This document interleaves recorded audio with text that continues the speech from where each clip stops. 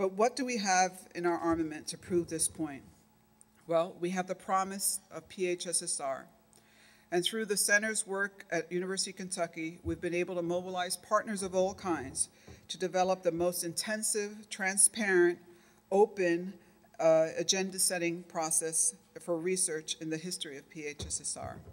No prior research agenda has been so vetted, so examined, so teased out, so poked, so criticized, so stomped on, refined, and tested as the one in this special issue. So, we are launching today this special issue of the American Journal of Preventive Medicine. We're so proud of this. This supplement highlights the agenda for public health services and systems research.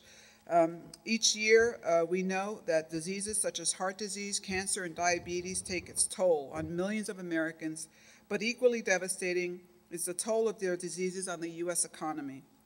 These diseases combined account for almost 75% of all health spending. We need fundamental policy and structural changes to help Americans stay healthier and live longer at lower cost. The social and environmental factors that we know have the greatest impact on our ability to make healthy choices, safe places to play, for example, providing economic opportunity. These are the things that public health care about. It's in our support of a strong public health system that we bring solutions to communities, investing in research and advocacy that identifies the smartest ways to improve and promote health, where it begins, where people live, work, learn, and play. Our main focus has always been to build evidence for what works and to put the evidence into action.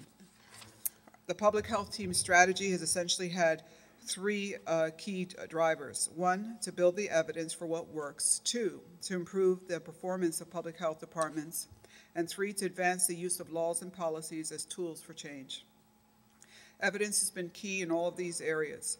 In September, we all know that a FAB officially launched for business with at least 50 agencies signing up for the process of accreditation, which encompasses about 12% of the population. So we're well on our way. Our PHSSR and our PBRNs have already committed research to demonstrate the value of accredited agencies, for example. In North Carolina, demonstrating the response time for H1N1 would not have been so effective if not for the connections made through accreditation. The new PHSSR research agenda setting effort should not be underestimated. It was written with the intention of being updated, and it was written as a dynamic document. We don't expect the words in these 72 questions to stay the same. We're asking you for your input. It will serve as an agenda, not only as an agenda, but also as a way to track our own progress, as a tracking mechanism of the progress that we have made as a field. What I love best about the special issue is its relevance to the issues of PHSSR field is facing right now, and how there's knowledge there to be shared about how we can overcome some of those challenges. Not just a historical context, for example, to where we have been, acknowledging all prior research agenda setting up activities, but more importantly, where we're going. Remember, when you remember once you came, there's no limit to where you can go. So let me just cite a few of the examples of why this special supplement is so important to our field. First, it acknowledges our limitations up front and in an open way. Starting with workforce, for example, Angela Beck and Matt Bolton talked to us through 25 years of workforce articles, reviewing over 126 articles, yet only 25% of these were based on research, while the majority described different aspects of public health workforce. Noting that although those who conduct PHSSR have repeatedly underscored the importance of conducting empirical research studies to determine whether the workforce characteristics and effectiveness are associated with population, the systematic review found 0 such studies. Workforce questions are a critical part of PHSSR, and as the authors point out, we expect future workforce challenges with 25% of retirement eligible government public health workers in the next few years. In a related article, Dr. Tracy Hilliard and Mike Bolton continue to dissect the public health workforce in a retrospective that promises to continue to depress us all. As they point out, that radical changes are needed to address issues of diversity or the lack thereof, recruitment, retention, separation, and retirement, noting that by 2020, approximately 250,000 more workers would be needed, not just recovering the 40,000 that were lost, and that there are severe deficiencies in education, training, and credentialing, stating that schools of public health would have to increase the number of graduates 3 times over the next 10 years to meet the demand. Finally, the authors discuss worker pay, promotion, performance, and job satisfaction, noting that of all those articles, there was only one article on public health workforce satisfaction. In an area of infrastructure, organization of local public health, Hyde and Shortell review 77 articles and find that researchers have struggled clearly to explicate the relationship between organizational structure and performance outcomes, stating that one of the strongest findings across studies is the relationship between greater population size served by a governmental public health agency and increased capacity to provide the 10 public health essential services. And I think it was Dawn in a session yesterday, she asked people if they knew the services, and I think only 2 people raised their hands. But you can find them in here, actually, on page S47, so if you don't know them, they're in there. The consistent link between population size and performance, Shortell and Hyde go on to say, suggests that re-examining how small local health departments, which is about 60% of all local health departments serving less than 50,000 people, can adequately be expected to reach research goals and have research outcomes. In addition, there is limited evidence about cross-jurisdictional sharing.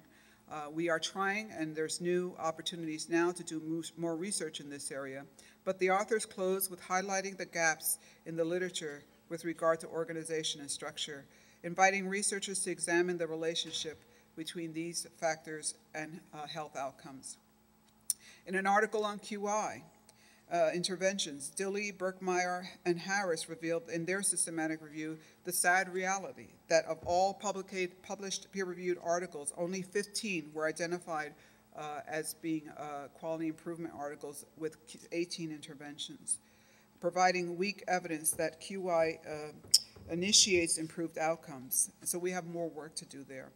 In an overarching article on methods, Harris, Beatty, Barbero, Howard, Cheskin, Shapiro, and Mays tell us blatantly, if not bluntly, that the PHSSR methods suffer from the same methodological challenges of health services research. And in examining over 327 empirical studies, the authors cite common challenges for PHSSR from the limits of cross-sectional studies, the sampling issues, data collection strategies, and their limitations. Indeed, a key challenge remains on the availability of valid and reliable data, the issue of power and sample sizes, and the lack of a true systems-level measures and metrics, as well as threats to internal and external validity. The authors close with 3 recommendations designed to increase the ability of PHSSR to meet many of its goals and challenges. Then I think the best part of this special issue is the actual agenda itself, which is 72 research questions. And I think Pat Sweeney said this morning, if you actually dissected those 70 questions, you would come up, because they're so complex, with over 900 individual questions.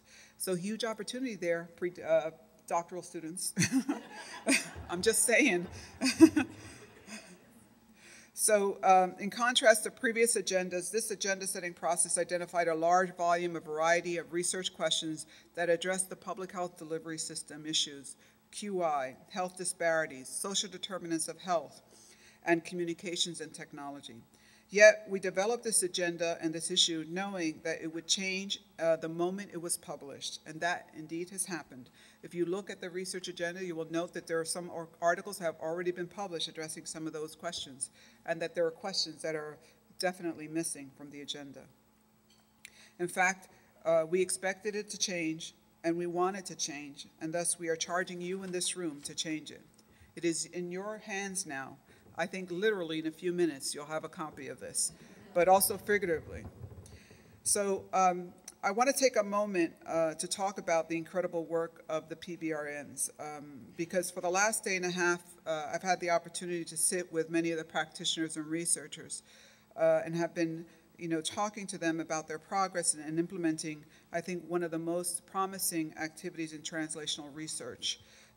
These PBRNs have been in the midst of examining the impact of severe budget cuts through quick strikes, through NNPHI. We're also issuing a CFP, working with the National Coordinating Center on Natural Experiments, really looking at the question of what is the cost, the real cost of these cuts. We're learning more about cross-jurisdictional sharing. And this year, the network will be funding its first multi-network research project involving the collection and analysis of a standard set of measures across multiple PBRNs, focusing on domains of chronic disease prevention, communicable disease control, and environmental health. It's called the Multi-Network Outcome Variation Examination Study, or MPROVE. How cool is that? MPROVE, so very, very social media. So it'll be the first study to examine the possible explanation and geographic variation in service delivery, as well as their consequences.